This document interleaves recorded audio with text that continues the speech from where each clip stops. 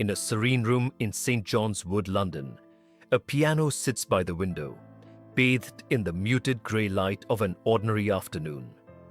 Here, Paul McCartney often plays, not performing for a crowd, not preparing for tours, but simply playing. At 83, he carries decades of history in his hands, memories layered beneath every note. The fingers that once raced across the Hofner bass now move with slower, deliberate precision. In the pauses, when his hands rest on the worn keys, there is space for reflection. Memories of Liverpool, his mother, and the beginnings of the Beatles drift through his mind. These quiet moments reveal the softer, reflective side of a life, otherwise dominated by fame. For Paul, music is a way to hold time, to recall people, and to live alongside the ghosts of the past. The weight of legacy fame does not protect anyone from time, and for McCartney, it has highlighted it. Those who first saw him perform in the 1960s are now grandparents, some gone entirely. Yet the songs endure, passed down and sung by new generations. Paul McCartney has carried the weight of friends and family lost over decades, including John Lennon, George Harrison, and Linda McCartney. In a 2023 interview, he remarked that as you age, you realize you carry many people with you. This is visible in the music he plays today, with melodies echoing the past, chords recalling memories of joy and loss. Music preserves both time and emotion, allowing Paul to relive his history while sharing it with the world. The quiet moments at the piano are as important as stadium performances, offering him a private connection to his personal and musical legacy. Childhood and early loss.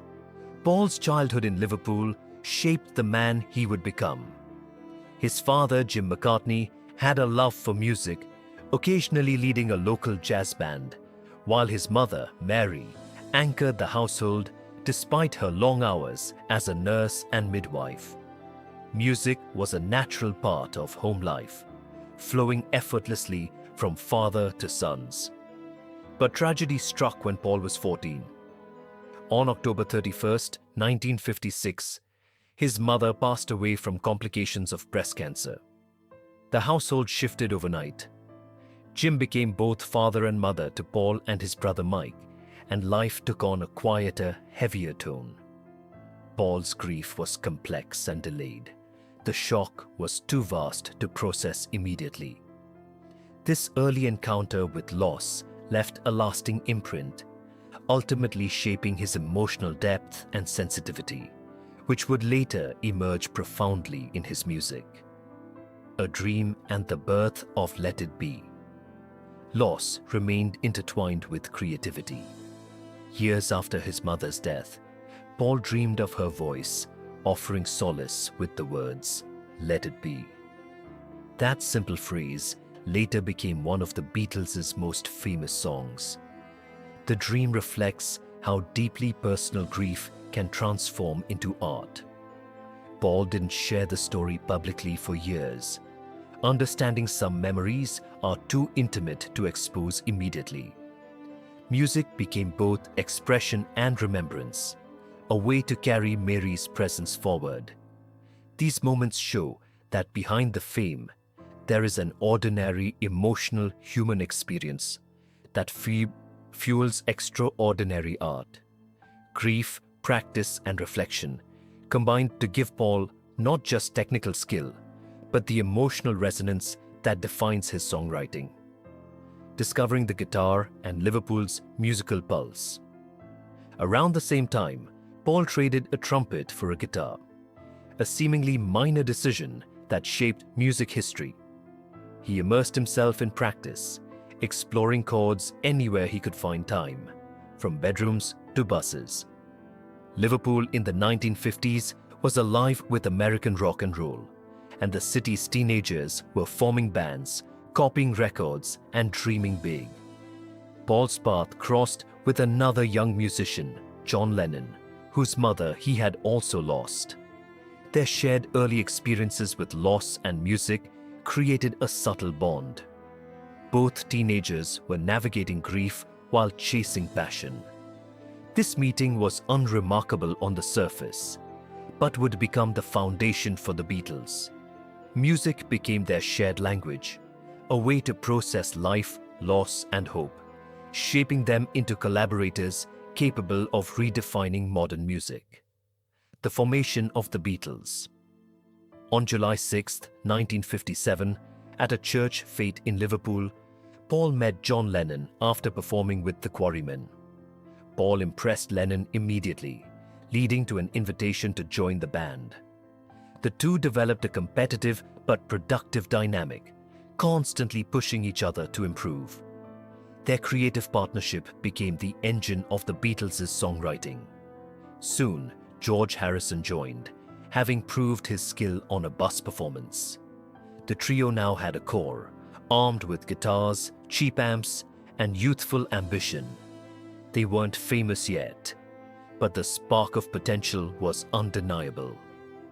These early interactions were as formative as later fame, establishing the chemistry, rivalry, and friendship that would drive the band forward and create some of the most enduring music of the 20th century. The Hamburg years and early success. In 1960, the band, still not widely known, accepted a residency in Hamburg, Germany. The experience was grueling, 5 to 8 hours of nightly performances, but it honed their musical skills, emotional stamina, and professionalism.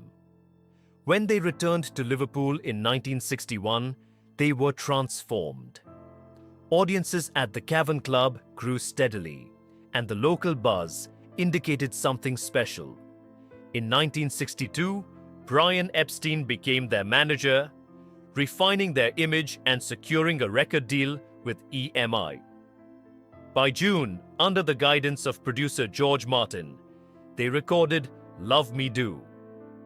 These formative experiences taught Paul resilience, collaboration, and the importance of stage presence.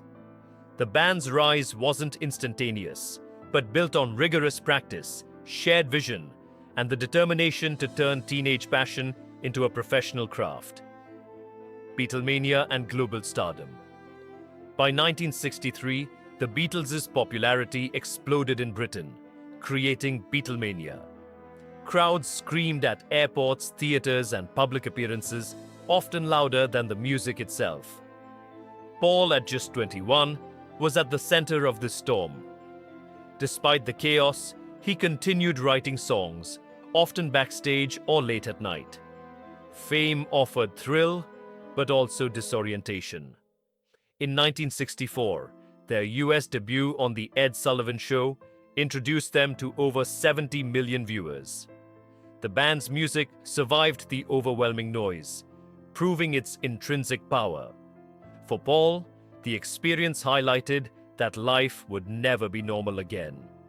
The boy who practiced guitar quietly in Liverpool bedrooms had become a global icon. Fame amplified every moment, but Paul remained grounded in the music that first sparked his love for performance. Creativity amidst chaos. As the Beatles toured and performed, Paul's songwriting evolved. The early energetic rock hits shifted to more introspective and melodic creations. In early 1964, he composed Yesterday, a gentle song about loss and reflection. Initially, the lyrics were placeholders, scrambled eggs, but the melody endured, carrying universal resonance. Producer George Martin suggested recording it alone, a departure from the band's usual collaborative style. This choice emphasized Paul's emotional depth and ability to connect with listeners personally. The song became one of the most recorded in history, demonstrating how simplicity and sincerity in music can touch countless lives. Even amidst global attention and relentless schedules, Paul continued to produce timeless, deeply human art, a life captured in music. Ultimately, Paul McCartney's story is about time, memory, and the quiet power of music. Fame amplified his life, but the core remained the same. A boy with a guitar, experiencing joy and grief, creating songs that outlast generations. From the early days in Liverpool to the chaos of Beatlemania, the Hamburg residencies, and the creation of timeless classics, every stage of his life reflects both ordinary human experiences and extraordinary achievement. Music has allowed Paul to carry the people, places, and moments that shaped him. Each melody tells a story, not just of fame, but of living fully, feeling deeply, and creating art that transcends time. At the piano in St. John's Wood, he plays not just notes, but decades of life, memory, and love.